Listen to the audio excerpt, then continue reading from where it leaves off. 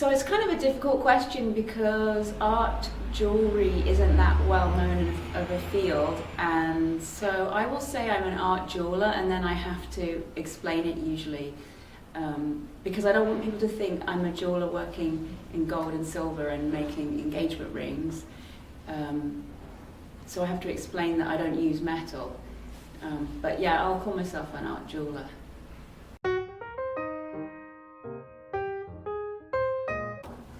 Okay, so today I'm wearing a necklace that was made for me by my friend Matt Lambert, who's a jewellery artist from Detroit, and it's made from laser cut leather, and it's hand woven.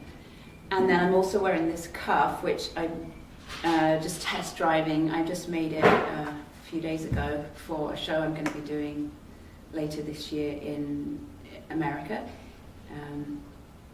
It doesn't have a title yet, but it's hand sewn from flag fabric. It has a magnetic clasp, and you can see it's been influenced by the work I did in this show. So yeah, that's what I'm wearing today.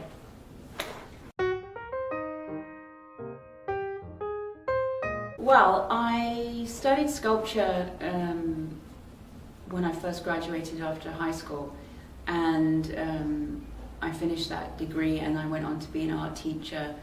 And then it was kind of it wasn't a planned thing that I was going to go into jewellery. I wanted to move to Canada from England because I'd met somebody and I was in a relationship, and I wasn't ready to marry this guy. So I became a student, and I was going to Calgary, that's where we were going to live, and I looked at Alberta College of Art and Design and the different areas of study I could focus on, and I decided that jewellery and metals would be a good fit for me in that it would teach me some skills, some very tangible skills that I didn't have after doing a very conceptual sculpture degree in England. And one of my friends said to me, yeah, you should do jewellery. And I thought, okay. And I did, and I didn't expect to become a jeweller. I didn't expect to even complete the degree, but I ended up doing the whole degree, and here I am now. And incidentally, I did actually marry the guy, and I'm still married to him now. We have 2 children, so there you go. Dreams can come true.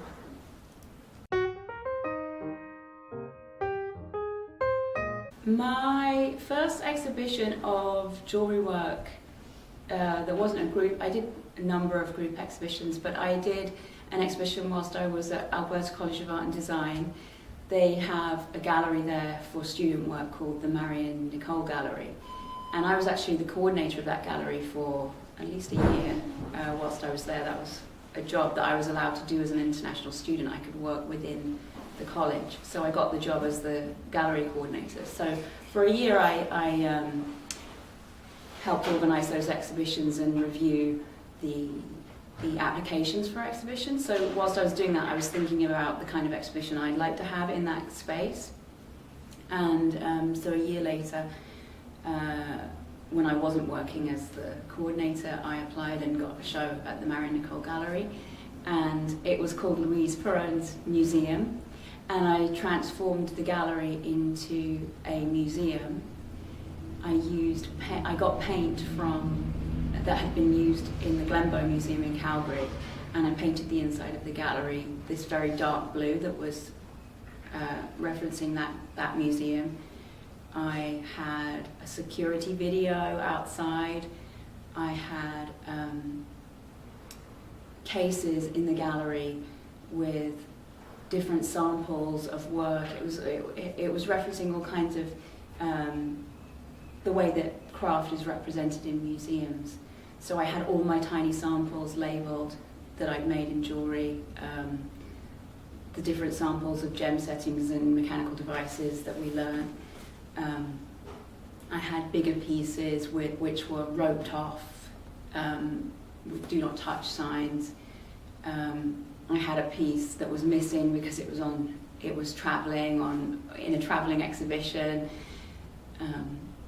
So that was that exhibition. After working in aluminum for about 3 years, I was pregnant with my first child, and I didn't want to expose my unborn baby to the toxic chemicals and fumes that are involved in anodizing and working with aluminum. So I stopped working, and I stopped working for a longer period than I expected, because I went on to have 2 children. I had postpartum depression after having my second child, and it was really hard to get back to work. But when I was finally ready to start working after, well, my son was 5, I really didn't feel right going back to aluminum or metal even. I didn't want to. My studio was going to be in my house, and I felt nervous about having gas tanks and chemicals in the house with 2 little kids. So I had been sewing just sort of therapeutically, I guess, doing patchwork quilting, a technique that I'd learned. I think I learned it in Brownies. I have a vague recollection of learning this technique in Brownies, but I hadn't done it since, and then I somehow got into it again and taught myself to do it. And I thought about using fabric in my work, and I was looking for fabrics that would have the same kind of luster and colour and vibrance as anodized aluminum. So I'm really into thrift store shopping, and I went to my spiritual home of the thrift store and looked around, and I found men's silk neckties that had a really nice luster and colour, like shiny metal and anodized metal. So I took those and I started cutting them up and using paper. English paper piecing uses paper to stabilize the fabric, and then it's taken away. But when I started making, I kept the paper inside, and I could get that kind of structure that metal has. And I was really approaching textiles with my metalsmithing mentality that I can't shake. Once you become a metalsmith, it kind of stays with you, and the way you construct objects and think about making objects is you learn that, and you kind of can't unlearn it. So I created this way of working with fabric. I then started, for some reason, I was thinking about flags and signalling and how we use flags in a similar way to jewellery, that we can use it to signal to people, to mark territory, to pledge allegiance. In the same way that jewellery, we mark our territory on each other, or we try and guide people's view, how they look at us, how they see us. And so I went to the flag factory in Vancouver, and I bought from them a bunch of scrap flag fabric and started experimenting with that, and that was quite successful. Then I started thinking about the paper being a little bit not as long-lasting as I'd want it to be, so I found scrap. I got some scrap styrene, which is a type of plastic from the film industry, and I cut that with scissors, and then I started using that instead of the paper. And then my friend Jan Smith, who I'm working with on this show, who is a mentor to me, said that I should think about ways of being able to make work more quickly for production. So I had a bunch of shapes that I use a lot, laser cut in the styrene. So I've just got through, it just shows you how small the amounts of material I use. I've just got through my first bunch of laser cutting, which I had done, I can't think, it must be at least 3 years ago. So I'm going to go and get some more pieces laser cut soon. But otherwise I'll cut with scissors. So yeah, that is, in a way, there's less obstacles working the way I work than in aluminum. Part of the reason I work like that is so that I could do it anywhere. I can be in a doctor's waiting room sewing. I can have little Ziploc bags of pieces that I sew together when I have a moment. It's good being a mum, being able to, because you're not able to dedicate huge amounts of time always, and so this was a way for me to be able to work when I could get the chance, without having to set up a huge studio. My teaching is 1 day a week, and that's really good because being an artist working from home can be quite isolating, so it gets me out of the house, and I learn a lot from my students. I also volunteer for the Society of North American Goldsmiths, so if you are a member of the Society of North American Goldsmiths and your membership lapses, you will receive an email from me asking you to give us feedback about that. I'm also the president of the Vancouver Metal Arts Association, which takes up a lot of my time. I'm also the coordinator with my friend Matty, who made this necklace. We are the coordinators of the SNAG's exhibition in motion, which we did last year and we're doing again this year. So I am pretty busy.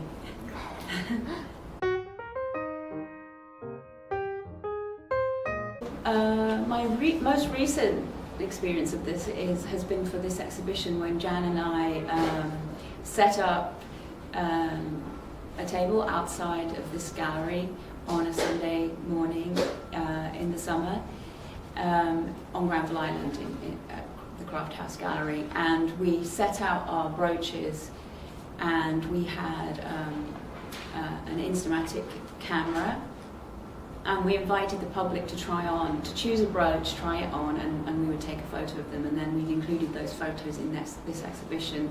So it was a chance for the public who may not know anything about art jewellery to touch it, to try it on, to see themselves wearing it in that photo.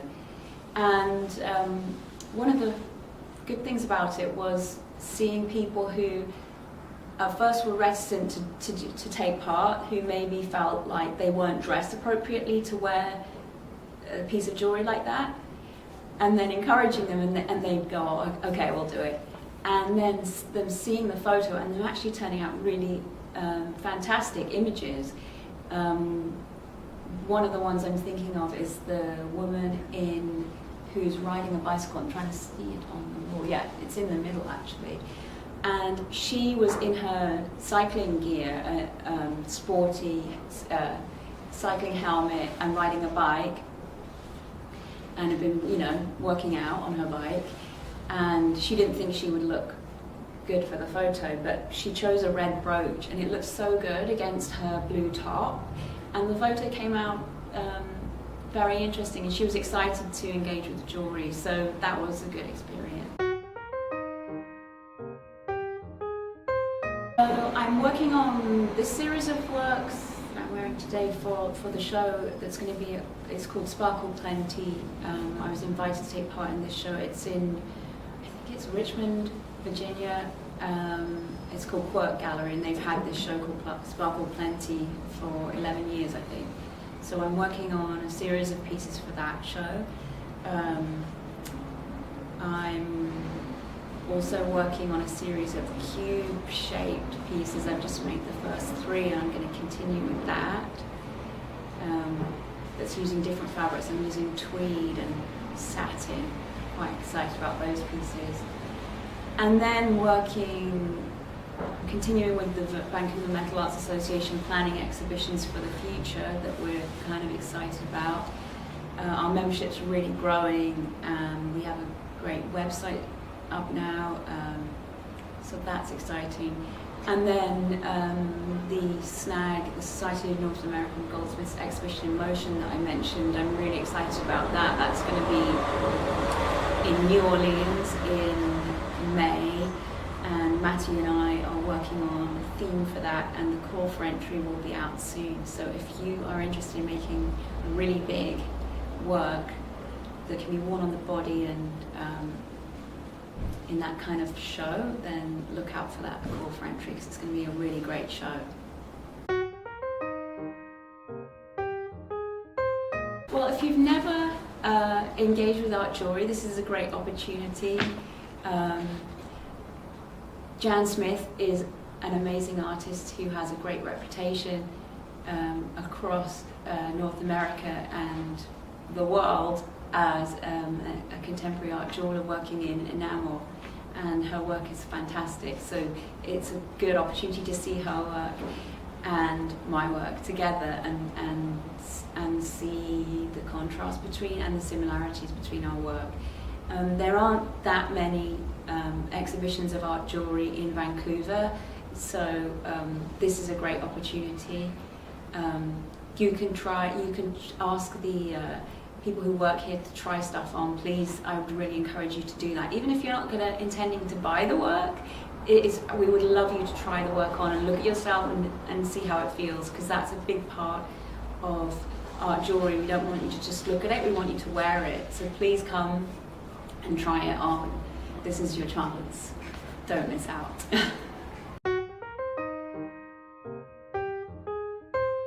Just thank you for this. Thank you to the Craft Council for this fantastic opportunity to show in this great space. Thank you to Jan. It was so good working with you, and we're going to keep working in the future. We've got plans to take this work further and show it in some other places, so that's really exciting. And thanks to everyone for watching.